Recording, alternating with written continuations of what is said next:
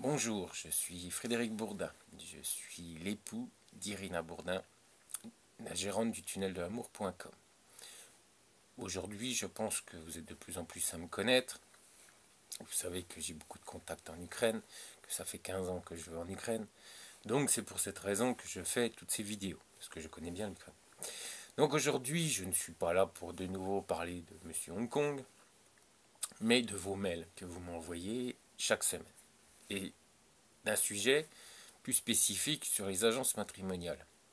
Oui, parce que vous êtes plusieurs à me parler des agences matrimoniales en France, mais également en Ukraine. Donc je vais vous parler dans cette vidéo de ce sujet. Donc je vais débuter sur des mails que vous m'avez envoyés sur une dame qui a une agence matrimoniale en France, qui fait, je crois, exclusivement des rencontres en Russie, je crois, hein, si je ne dis pas de bêtises. D'ailleurs, vous pouvez m'écrire, il y aura un petit lien pour mon site où vous pouvez me contacter pour me dire si j'ai tort ou j'ai raison. Et cette dame, je sais qu'il y a quelques mois, il y avait un monsieur qui avait contacté mon épouse et j'ai eu l'occasion de discuter avec ce monsieur et il disait que cette dame apparemment, comme elle travaille qu'en Russie, elle, elle donne comme raison qu'elle ne travaille pas en Ukraine, que les femmes ukrainiennes ne sont pas sérieuses. Voilà. Elles ne sont pas sérieuses et elles ne seraient pas honnêtes. C'est au dire de cette dame. Chose étrange, c'est que les hommes russes, je dis bien les hommes russes vivant en Russie, vont chercher des femmes à épouser en Ukraine. Du moins, un peu moins depuis qu'il y a le conflit, mais avant, pendant des générations et des générations, les hommes russes allaient chercher des Ukrainiennes pour les épouser. C'est quand même bizarre. Si vraiment cette réputation est faite en Russie, ce genre de réputation, je vois pas pourquoi les Russes iraient chercher des femmes ukrainiennes pour se marier. On est bien d'accord.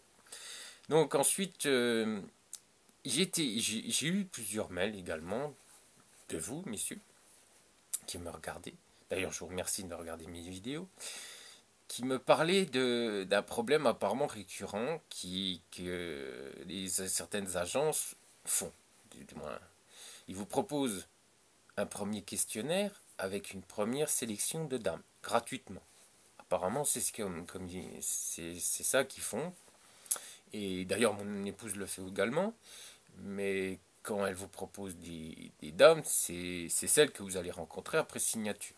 Donc voilà, vous pouvez garder la vidéo hein, comme témoin de ce que je viens de vous dire. Il n'y a aucun problème. Je répète, mon épouse, parce que justement, vous allez comprendre pourquoi j'insiste sur le fait que mon épouse, quand elle vous fait une sélection gratuitement, première sélection pour vous proposer avant signature du contrat, c'est les dames que vous allez rencontrer ensuite. Donc, on est bien d'accord. Donc, sauf s'il y a vraiment un gros problème, puis qu'elle est à l'hôpital ou que son papa est à l'hôpital. Oui, après, je suis désolé, bon, il y a certaines. Ça arrivait, oui, ça arrivait, puis pas avant signature du contrat, pendant la signature du contrat, ça arrivait une ou deux fois qu'il y avait un de ses parents qui était malade, son papa était malade, ou elle avait des problèmes de santé, et ça arrivait que la rencontre s'est faite quand même, a été repoussée. Il y a même une dame qui s'était brûlé le visage parce qu'elle a été chez l'esthéticienne. Je ne sais pas exactement ce qui s'est passé. Ça devait bien se passer, ça se passait bien avec le monsieur. En plus, il y avait un coup de cœur du monsieur. Et la dame n'a pas pu le rencontrer parce qu'elle s'est brûlé le visage. Voilà, en fait, c'est comment, l'esthéticienne apparemment qui a utilisé un produit qui lui a brûlé le visage. Donc voilà, donc après, bien sûr, il y a quelquefois des problèmes, voire même des gros problèmes, et c'est pour cette raison que les rencontres ne sont pas, ou sont retardées.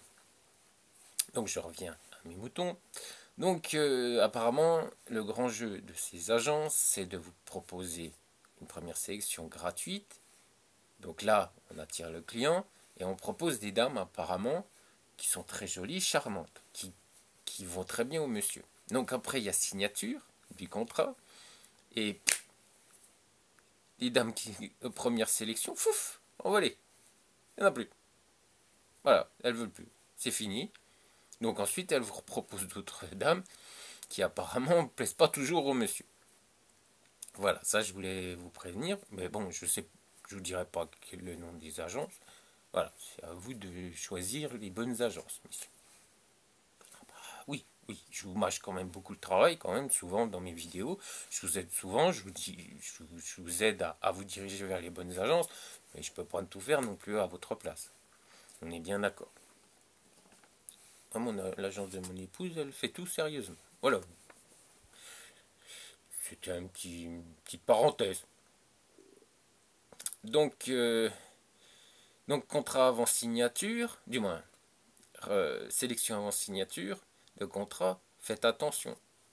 Faites attention, messieurs, que l'agence soit vraiment sérieuse, parce qu'apparemment, ça se passe aussi comme ça en France. Donc ensuite, j'ai aussi des mails qui me parlent des agences ukrainiennes. Ah oui, je sais, les agences en Ukraine sont, les tarifs sont plus compétitifs que ceux d'en France. Pourquoi? Parce que il faut savoir que certaines agences ne donnent, voilà, ils fraudent un peu quoi, mais beaucoup. Donc c'est sûr que l'argent n'est pas, voilà, n'est pas contrôlé. Du moins, ces agences ne sont pas contrôlées. En plus, certaines agences travaillent au black.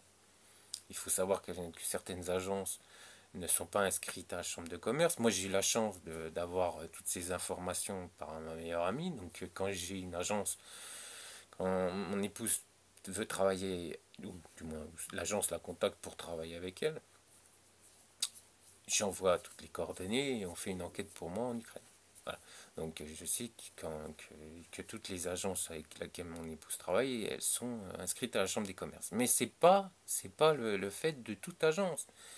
Donc c'est pour cette raison qu'ils arrivent à vous faire des tarifs plus bas qu'en France. Moins de charges, des fois pas du tout de charges, étant donné ils ont peut-être un bureau, et des fois elles vous rencontrent en plus. Moi je l'ai vu, elles vous rencontrent dans un restaurant ou dans un bar, dans un café du moins, parce elles ont pas de bureau. Donc là, vous vous dites tout de suite que bah, y a un problème, et puis qu'il n'y a pas une inscription à la chambre du commerce.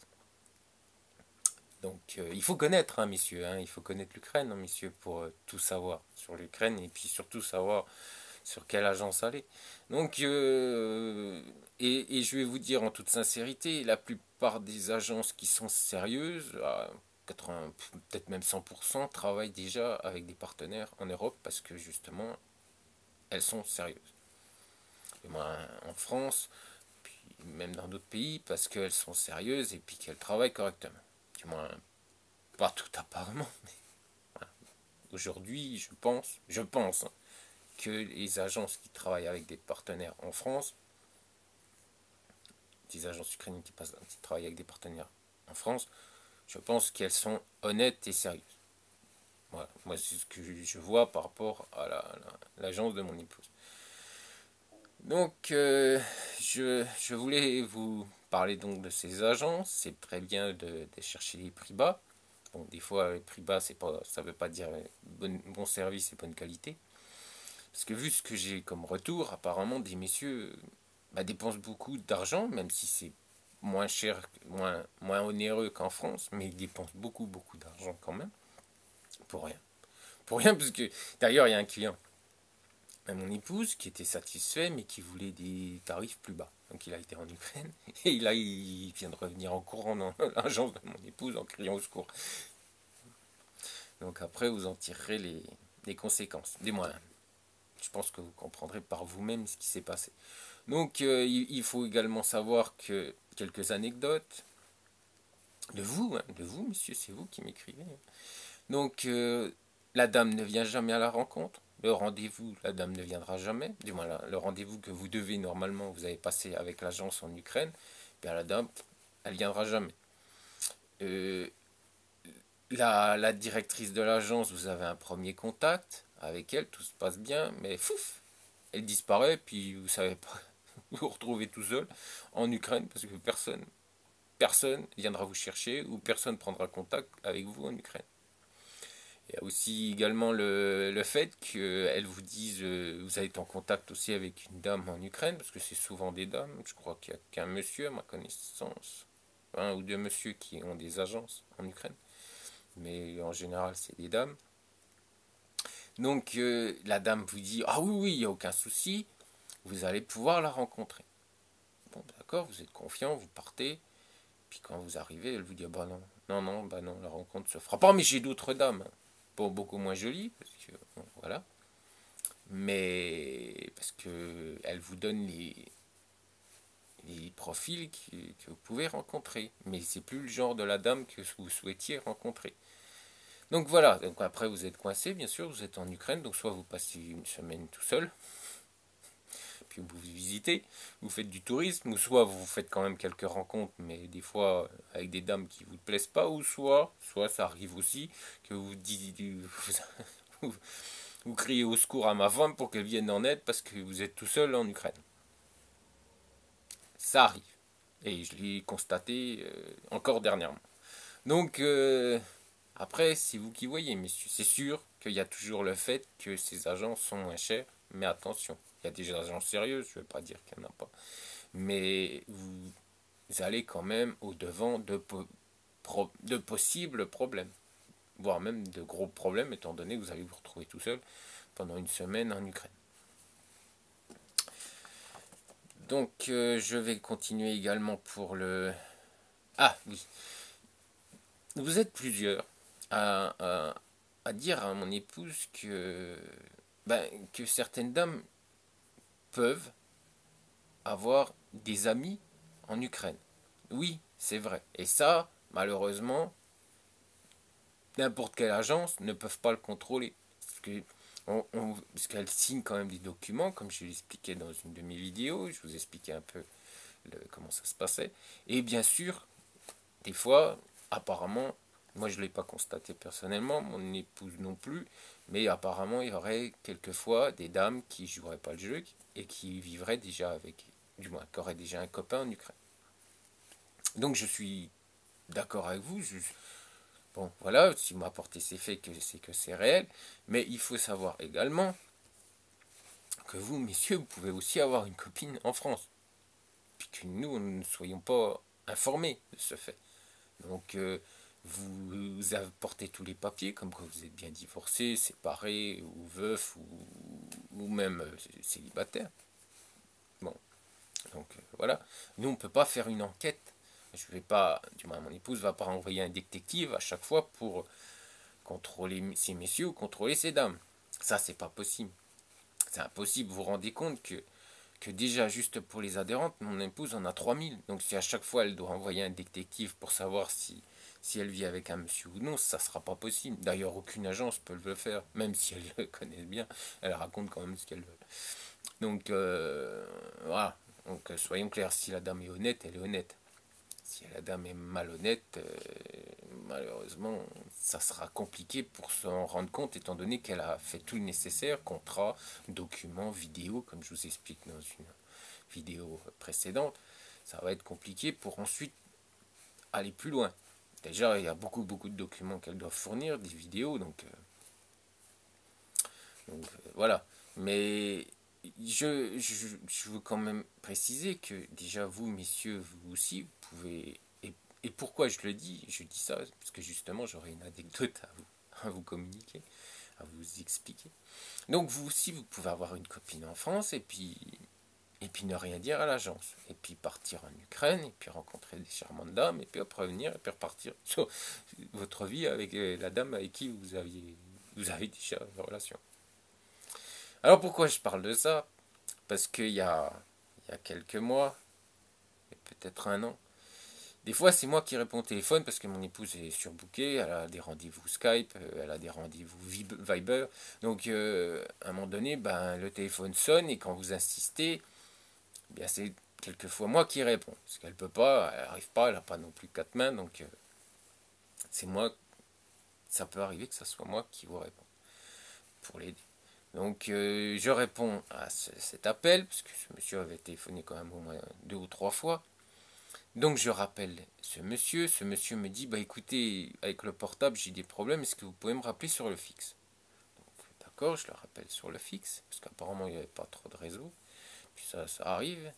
Vous verriez chez mes parents, c'est une catastrophe. Et donc, je téléphone à ce monsieur, je téléphone sur son fixe et on discute. Voilà, il me demande des informations, je connais quand même un peu l'agence de mon épouse, donc je lui réponds, je lui explique. Et puis à un moment donné, je ne sais pas ce qui se passe, ça coupe. Et vu l'âge du monsieur, je me suis dit, oh là, il y a un problème. Il y a un sérieux souci. Là. Donc je m'inquiète. Je me fais du souci pour ce monsieur, à se demander s'il n'a pas eu un malaise ou s'il n'y a pas eu quelque chose, un problème.